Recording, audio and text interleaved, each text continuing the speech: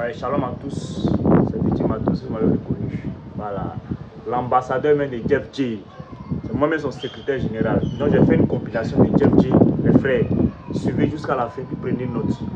Compilation Jeff J, spécial Jeff J. Voilà. Avec Jeff J, votre cœur part plus fort.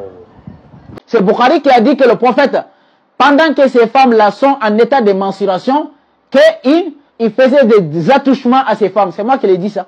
C'est dans le Bukhari. Au lieu d'accuser le Bukhari, c'est moi qui vous accusez, que moi je suis en train d'insulter le prophète. C'est vous qui avez commencé à insulter le prophète d'abord. Si vous n'avez pas écrit Bukhari, si vous n'avez pas écrit Muslim qui sort avec le secret du prophète, qui aura su que le prophète faisait l'amour avec ses femmes? Les Arabes ils ont dit, non, l'islam pour être un bon musulman, il faut s'habiller comme le prophète. Ah bon? Il t'a dit il faut s'habiller comme le... Vous habillez comme le prophète. Vous avez abandonné votre culture, vous avez abandonné votre propre habillement. Qu'est-ce que c'est ça l'islam? C'est pour cela que quand tu les vois, ils sont tous noirs comme ça, ils pensent que c'est avec ça qu'ils vont aller au paradis. Ok. Donc en réalité, ces gens-là sont aliénés, être des djihad. Mais lui-même, son enfant ne parle jamais djihad. Ouais. Lui-même, il vous dit, défendez la religion, et même leurs enfants sont aux États-Unis, aux États-Unis, en Angleterre pour aller apprendre là-bas. Les pauvres noirs là-bas, s'ils parlent là-bas, parce que pour eux, pour être cultivé, il faut aller en Arabie Saoudite là-bas. Quand tu sors de l'université d'Arabie Saoudite ou chez les Arabes, toi, tu es vraiment un connaisseur. Oui. Mais dès que tu as fait tes études au Mali là-bas, non, toi, tu n'es pas considéré comme quelqu'un parce que tu n'as pas été là-bas, chez les Arabes. Parce que tellement qu'ils sont complexés, même nos universités, ils ne comptent. C'est-à-dire les Noirs, moi je crois que le Noir a été maudit.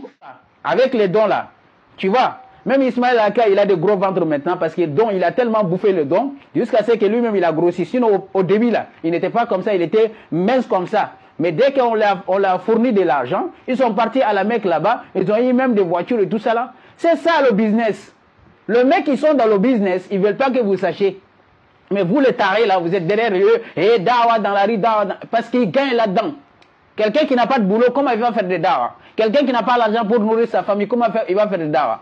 Est-ce que dawa c'est un travail? C'est pas un travail, mais maintenant le dawa est devenu un travail en Côte d'Ivoire là-bas. Ils n'ont même pas de boulot, ils n'ont rien. Ils vont aller se réunir là-bas au stade. Laissez les stades là. Les stades là est fait pour jouer le football. Diane, je te dis bien, je te lance un défi. Si tu refuses le défi, c'est que tu as été humilié parce que tu as eu peur. Si tu acceptes le défi aussi également, je vais t'humilier à n'importe quel sujet en islam. Je ne voulais pas dire ton nom, mais tu as mentionné mon nom dans ton live là-bas. Tu as mal fait, tu as très mal fait. Je te respectais, mais maintenant il n'y a plus de respect. Je dis que la Bible a été falsifiée. La Bible a été falsifiée et vous n'avez même pas honte. Dans vos discours avec les chrétiens, votre preuve là, ça se sort de la Bible. Vous avez dit que la Bible n'est pas parfaite. Elle a été falsifiée. Mais tout votre preuve là, ça sort de la même Bible.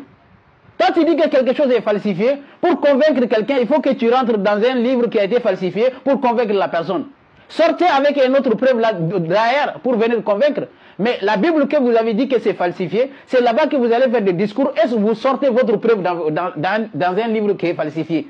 Mais il faut quand même être... Quand même, il y a un problème dans le cerveau. Vous critiquez les Bibles des gens qui c'est falsifié et c'est les mêmes Bibles là que vous sortez vos preuves là-dessus. Vous êtes des maudits quoi. Voilà.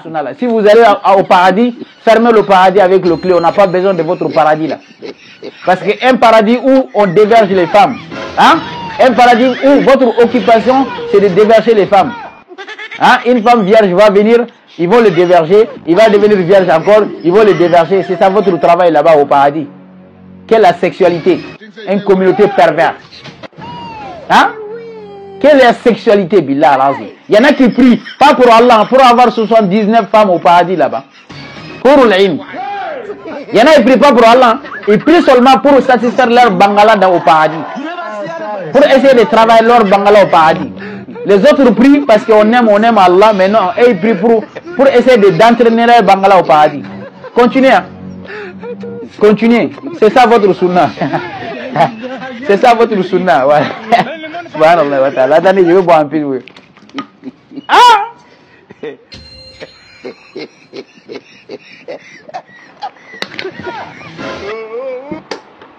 Hein? Sunna qui est basé sur la sexualité, mon gars. Ya salam. Donc on va continuer. Quand l'un de vous se réveille de son sommeil, Oui. Qu'il se lave le nez. Quand l'un de vous se réveille de son sommeil, qu'il se lave le nez 3 fois quand Oui. Satan a passé la nuit au fond de son nez. Le Satan a passé quoi? Le Satan a passé la nuit au fond de son nez. Le Satan a passé la nuit dans son nez. Voilà. Donc ça veut dire que notre nez là, c'est devenu un hôtel ou pas? Comment le Satan C'est un hadith qui dit ça. Ça dit hadith Sahih al-Bukhari 3295, Sahih Muslim 238. Non, ça c'est les gens qui suivent le hadith, c'est le Satan dont vous avez, pas notre nez. Ce sont des gens qui suivent le hadith, peut-être les vont expliquer. Parce que moi, mon nez là, Satan ne peut pas dormir ici, c'est trop petit. Mais pourquoi ils partent? Parce que de toute façon, on ne peut pas guider tout le monde. Hein. Il y a des gens qui nous regardent, Allah les a maudits déjà. Donc quand tu es maudit, il dit bien, quelqu'un qui suit le Coran, il faut remercier ta mère. Tous les gens qui disent que le Coran nous suffit, remerciez vos mamans, wallah al-azim. Remerciez vos mamans. Parce que vos mamans vous ont mis au monde un enfant qui est béni. Parce que quand tu es béni, tu suis la vérité.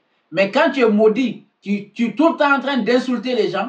Parce qu'ils n'ont pas reçu une bonne éducation, je dis bien. Le suiveur des hadiths, quand tu le vois seulement que des insultes, critiquer les gens, ils sont maudits, c'est des maudits. Que ce soit femme ou homme, c'est des maudits. Donc ne perdez pas leur temps à les écouter. Remerciez vos parents, remerciez vos parents en tout. Donc voilà. Et surtout, continuez à suivre le Coran. Ne les écoute pas. Ces égarés-là, il ne faut pas les écouter, billah al-azim. Non seulement ils vont ajouter leur malédiction sur vous, et ils vont vous égarer sur le droit chemin. Laissez-les insulter, parce qu'ils ressemblent parfaitement à leur prophète. Le prophète, dans le hadith, insultait les gens. C'est-à-dire, il maudissait les gens. C'est ça son travail. Coucher, la sexualité, il connaît que ça. Le prophète, dans le hadith, là-bas. Son bangala, là, il ne peut pas retenir. Et en même temps, même ses propres femmes, pendant la menstruation, il ne peut pas se calmer. Imagine quelqu'un qui suit un prophète, que pendant la menstruation de ses femmes, il n'arrive pas à se calmer. Et quelqu'un qui suit ce genre de prophète-là, comment tu peux avoir un bon comportement? Tu ne peux jamais avoir. Donc, qu'Allah les maudisse et qu'Allah essaie de les égarer encore une fois. Et ils ne montrent même pas le droit chemin jusqu'à ce qu'ils rencontrent l'enfer là-bas. Avec leur Bukhari dans le cul, ils sont en enfer. Désolé hein, pour les insultes, mais il faut que je les insulte. Allah mettra Bukhari, Ibn Majah, Muslim, ouvrir leurs fesses là et mettre là-dedans et les jeter en enfer. Parce qu'Allah ne les a pas dit de suivre ce livre-là. Ils ont décidé de suivre, il n'y a pas de problème. Vous arrivez au Mal Qiyamati. Vous et vos imams là, Allah va vous mettre au rang comme ça. Il va faire le photocopie de Bukhari et ouvrir vos culs là-bas et mettre là-dedans et puis vous jeter en enfer. Donc voilà, prenez soin de vous. À demain, on va se retrouver, Inch'Allah, dans le live. Comme ça, on va beaucoup durer dans le live. Parce que demain, on va parler de quoi? L'ascension. Est-ce que le prophète est monté en haut ou pas? On en parle. Prenez soin de vous. Wassalamu minallah alaikum wa barakatuh. Ila liqa. Ce que je veux dire, Jeff, non, écoute bien. Moi, on ne peut pas se comprendre. Là qu'on n'a jamais non, dit. Il faut pas. Toi, si tu arrives à me montrer un verset, quand Allah dit que Hurrim alaykum al-qabra, il n'y a pas de débat. Mais toi, tu ne peux jamais montrer un verset. Un seul verset. Non. Si tu arrives à me montrer un verset, quand Allah dit que Hurrim alaykum al-qabra, il n'y a pas de débat. Mais toi, tu ne peux jamais montrer un verset. Un seul verset. Non. Quand il dit je ne bois pas parce que le Coran dit de ne pas boire, bien l'islam interdit l'alcool, alors c'est un menteur. Jeff, c'est comme toi aussi. Tu n'as pas pu montrer un seul verset qui dit Hurima alaykum zina. Tu n'as pas pu montrer ça. Va faire zina alors. La question non, en réalité. La question n'est pas là. Tu sais que j'ai été d'accord avec toi. Non, toi. J'ai été d'accord avec toi dans ta comparaison. Non, vraiment, en tant qu'imam, tu vas vraiment montrer que tu n'aimes pas la vérité. Non, la question n'est pas là. Parce qu'Allah, je te posais la question. Je dis, Allah a dit l'alcool c'est quoi? C'est pas la turbitude? C'est la turbitude. Il a dit, Hurrima alaykum, qul innama harrama rabbi al-fawahish. Allah a interdit la turbitude. Allah a interdit la turbitude. Il te montre directement dans le Coran et tu me dis qu'Allah n'a pas interdit la fornication. L'adultère, en tant qu'imam, tu dis qu'Allah n'a pas interdit la fornication. L'adultère, alors qu'Allah te dit qul innama harrama rabbi al-fawahish. Mais toi, tu es incapable de me montrer où Allah dit harrama alaykum al-khamra. Voilà, Jeff, tu as tellement raison, sauf que tout le monde est d'accord que l'adultère est haram. Je te dis, je te reviens. Je dis le mot que tu as demandé. Non, mais ça dans l'interdiction. J'arrive. On va ce soir, hein, mais non, comme je dis là, le mot que tu as utilisé, tu as voulu qu'on te donne. Ce même mot-là, tout le monde sait que l'adultère est haram. Puisque Allah dit, tout le monde sait, Allah même a dit clairement, c'est toi qui ne veux pas accepter. Non, Allah il a dit clairement, parce que tout le monde sait que c'est haram, parce que c'est Allah qui a dit, frère. Mais Allah dit, et Allah il a dit qu'il a interdit la viande de porc parce que c'est de la rigisson. Dans quel verset? La viande de porc là? Non, il dit Allah il a interdit la viande de porc parce que c'est rigisson, oui ou non? Mais on ne parle pas de viande de porc ici, on parle de l'alcool ici. Alors donc c'est parce que l'alcool aussi est rigisson qu'on doit s'éloigner de ça. Ok, toi-même tu as dit s'éloigner, tu n'as pas d'interdit, s'éloigner et interdiction ça n'a rien à voir. Pourquoi on doit s'éloigner de l'adultère? Non, parce qu'il a dit c'est interdit, parce que c'est une turbitude. Mais, non, mais c'est de la même manière qu'on doit s'éloigner aussi de l'alcool parce que c'est de la saleté. Non, parce qu'il a dit dans l'alcool, là, il y a des avantages là-dedans. De boire, même les belets. Même le bellet, tout peinturé, même les jaunes amers, amour profond. Le Coran recommande aux musulmans de boire ça. C'est pas un péché. Un musulman qui dit bois pas, c'est un menteur. Les musulmans sont là, ils regardent. Hein? Il n'y a pas son musulman en Côte d'Ivoire qui va savoir que le russophone est là et puis il va lever son doigt. Il n'y a pas. Donne-moi où Allah a dit qu'il y a des avantages dans l'adultère. Donne-moi le verset.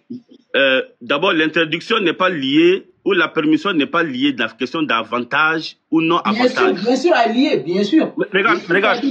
Si tu vois Allah a dit que tout est interdit sauf l'alcool, il a dit qu'il y a des avantages là-dedans. À cause de ces avantages-là, Allah n'a pas précisé que c'est hurrim alaykum al-khamra. Est-ce que celui qui va voler là, est-ce qu'Allah il a une fois dit qu'il y a des avantages dans le vol? C'est moi qui te pose cette question. Je t'ai dit qu'il n'y a pas quelque chose qu'Allah a dit qu'il y a des avantages là-dedans à part l'alcool dans le Coran. Toi, tu répètes. Tout le monde sait qu'il y a avantage dans le vol, sinon voler ne va pas voler. Ah, c'est toi qui dis qu'il y a des avantages. C'est toi qui dis ça. Sinon, Allah n'a pas dit. Avantage, il y a tout ce qu'on fait. Donc, bref. Jeff. Moi, je parle avec le Coran. Toi, tu parles avec d'autres choses qui n'est pas le Coran. Donne-moi où Allah dit que, comme Allah, le vol, il y a des avantages là-dedans. C'est toi qui dis. Moi, je parle qu'Allah a dit qu'il y a des avantages dans l'alcool. Mais si tu peux me donner un verset où Allah dit qu'il y a des avantages dans le vol, tu nous donnes aussi. Jeff, je pense que, Inch'Allah, moi, ce que je vais faire pour conclure, avant de descendre, Inch'Allah, d'abord, c'est de te dire merci.